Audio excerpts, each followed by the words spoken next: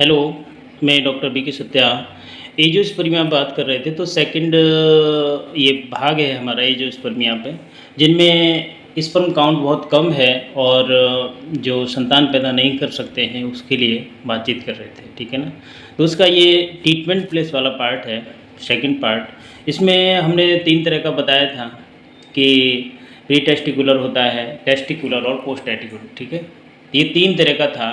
उसमें भी 2 तरह का कि ऑब्स्ट्रक्टिव एंजियोस्पर्मिया है या नॉन ऑब्स्ट्रक्टिव है, क्या है उसको, ये सब पार्ट हमने देख लिए थे। उसमें व्यक्ति को क्या रखना है, परहेज़ वगैरह, वो भी देख लिया था। होम रेमेडी के आधार पे हमने भी कुछ चीज़ें बताई थी कि अगर वो घर पे भी कर सकता है उनको, तो करे, ठीक है ना? क्योंकि होम रेमेडी से अगर वो सही हो जाए तो ट्रीटमेंट की ज़रूरत नहीं है, ठीक है ना? बाकी का सेकंड पार्ट रह गया है जिसमें कि हम मेडिसिन की चर्चा करेंगे, ठीक है ना? मेडिसिन में खास करके उसे सबसे पहले तो अपने डाइजेशन को सिस्टम को ठीक रखना है। अगर डाइजेशन सिस्टम ठीक रहेगा उसका, तो हमें एंजियोस्पर्मिया की परेशानी नहीं होगी।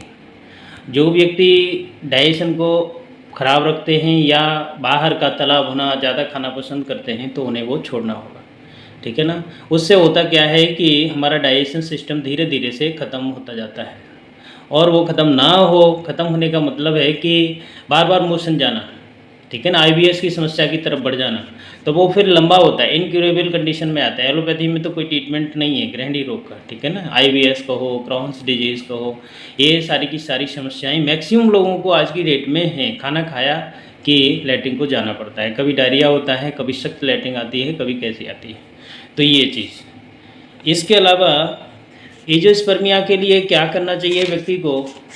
मुख्य तौर पर अपनी जो सप्त धातुएँ हैं आयुर्वेद के अनुसार शरीर में, उनको हमें पोस्ट करना है, ठीक है ना? देखो, क्योंकि जब खाना खाते हैं हम, खाना खाने के बाद रस बनता है, रस से फिर रक्त का निर्माण होता है, अदर अदर आगे उत्तर धातु का निर्माण होता है। तो जो शुक्र धातु है वो लास्ट में निर्माण होता है।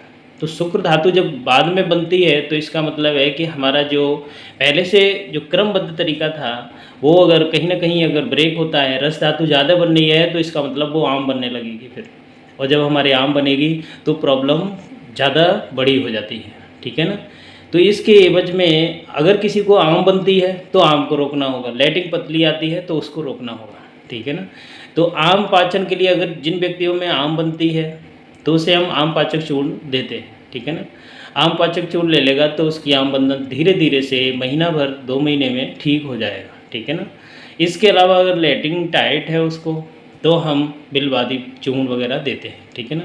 उससे धीरे धीरे महीने भर में करीब पेशेंट ठीक हो जाता है।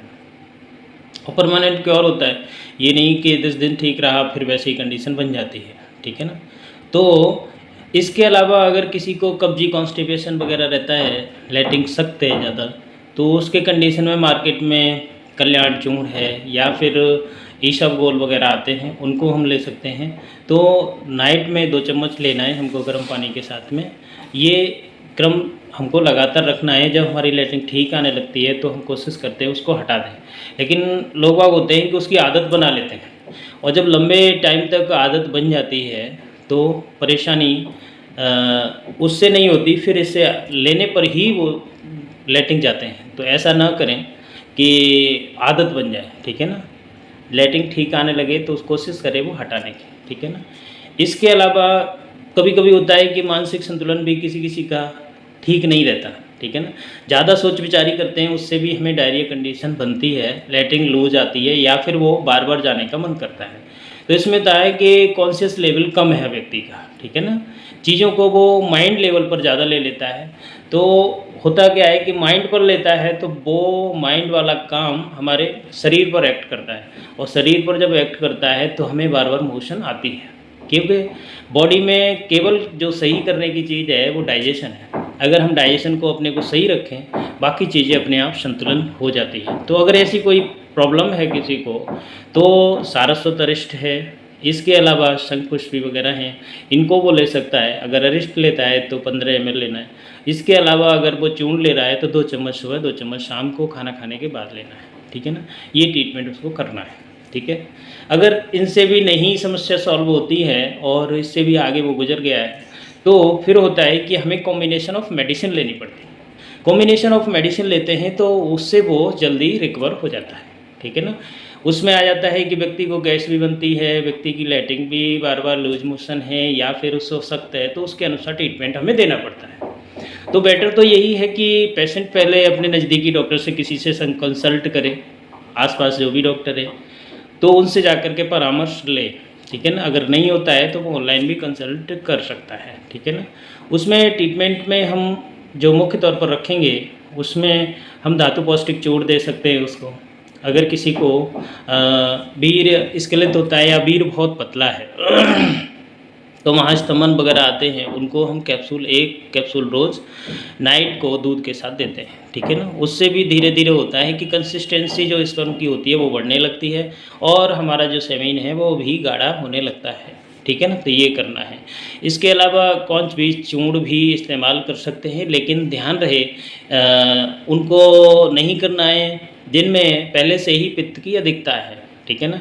गैस ज़्यादा बनती है, एसिडिटी ज़्यादा होती है, वल्चिंग आ रही है, ब्लोटिंग होती है, तो उनको इस्तेमाल नहीं करना है। अगर करते हैं तो वो एफिशिएंसी देगा, वो और बढ़ जाएगी, ठीक है ना। तो ऐसा नहीं करें। इसके अलावा अश्वगंधा भी ले सकते हैं, अश्वगंधा चूर्ण हम ले सकते हैं, धातु पौष्टिक चूर्ण ले सकते हैं, ठीक है ना, साथ में, और शतावरी चूर्ण। ये 3-4 चूर्ण को हम मिला कर के अगर 2 चम्मच सुबह 2 चम्मच शाम को लेते हैं, किसी को ज़्यादा प्रॉब्लम है तब लेना है, अदरवाइज़ वो होम रेमेडी ही अगर कर ले महीना 2 महीना तो सही हो जाएगा, ठीक है ना। लेकिन अगर कोई ज़्यादा प्रॉब्लम है, साल 2 साल हो गए हैं इस चीज़ को, तो वो उसको ज़रूरत है कि वो ट्रीटमेंट लेना चाहिए ऐसे व्यक्तियों को, ठीक है ना। इसमें शंखपुष्पी सारस्वत अरिष्ट बुई साथ में ले, ठीक है। इसके अलावा मनमंत्र ब्रह्म आता है, उसको भी ले, टैबलेट के फॉर्म में लेता है तो ठीक है। बाकी चूर्ण से काम चल जाता है, उसका चूर्ण से भी चला सकता है, ठीक है ना। चंद्र प्रभावटी मनमंत्र ब्रह्म एक एक टैबलेट दोनों में से लेता है तो भी ठीक है, ठीक है ना।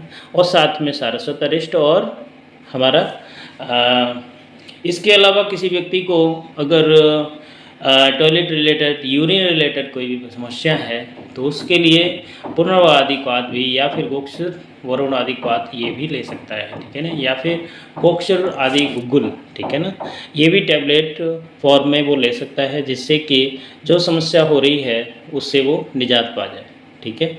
इसके अलावा उसे जो ध्यान रखने वाली चीज़ें हैं, नित्य एक्सरसाइज करना और साथ ही साथ में पौष्टिक तत्वों को लेना, ठीक है ना। सलाद ले सकता है, खीरा ले सकता है, फल फ्रूट का इस्तेमाल कर सकता है, लेकिन आईबीएस की समस्या है तो कच्ची चीज़ों को वो कम से कम लेना प्रीफर करें। कच्ची चीज़ें लेगा तो डाइजेशन नहीं होगा, एज इट इज़ बाहर निकल जाएंगी, यूज नहीं आएंगी, ठीक है ना। तो कुल मिलाकर के अगर ज़्यादा प्रॉब्लम है तो पेशेंट को अपने डॉक्टर से कंसल्ट करना चाहिए, ठीक है। और अगर कम है प्रॉब्लम तो उसे स्वयं ट्रीटमेंट भी कर सकता है, ठीक है ना। बाकी की बातें हैं वो हम, ठीक है, तो इस तरह से हम ट्रीटमेंट कर सकते हैं। और अगर किसी को ज़्यादा ही प्रॉब्लम है, वो कंसल्ट करना चाहता है तो दिए गए नंबर पर वो फ़ोन कॉल्स या वीडियो कॉल के द्वारा भी कंसल्ट कर सकता है, ठीक है ना।